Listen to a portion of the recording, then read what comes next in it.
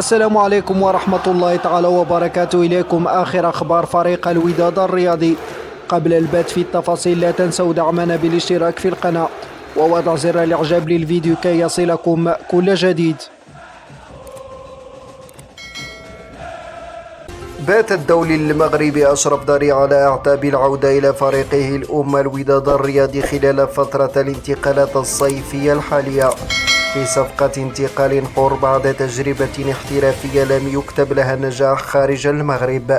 ووفقا لمصادر صحفية يتجه داري لفسخ العقد الذي يربطه بنادي الأهلي المصري بالتراضي بعدما بات خارج حسابات المدرب الحسين عموتة نتيجة توالي الإصابات التي أبعدته عن الميادين، فضلا عن فترة إعارة غير موفقة قضاها في صفوف نادي كالمار السويدي.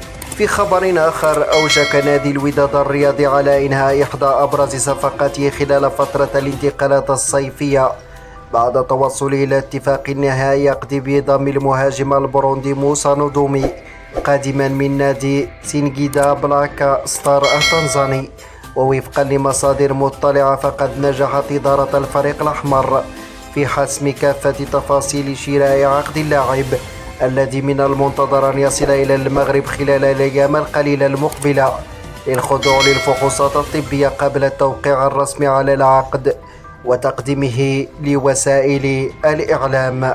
في خبر آخر، عرض اللاعب الجنوب الإفريقي لورش خدماته على مسؤول نادي الوداد الرياضي مبديا رغبته في العودة لتعزيز صفوف الفريق خلال فترة الانتقالات الصيفية الجارية. ووفقا لمصادر مطلعة فإن رغبة لورش في العودة إلى القلعة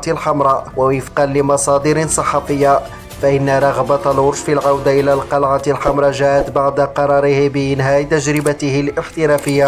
ووفقا لمصادر صحفية فإن رغبة لورش في العودة إلى القلعة الحمراء جاءت بعد قراره بإنهاء تجربته الاحترافية مع نادي الاتحاد الليبي إثر عدم انسجامه مع الأجواء داخل الفريق. ووضع اللاعب نفسه رهن إشارة نادي الوداد الرياضي الذي سبق وأن دافع عن ألوانه وقدم معه مستويات جيدة.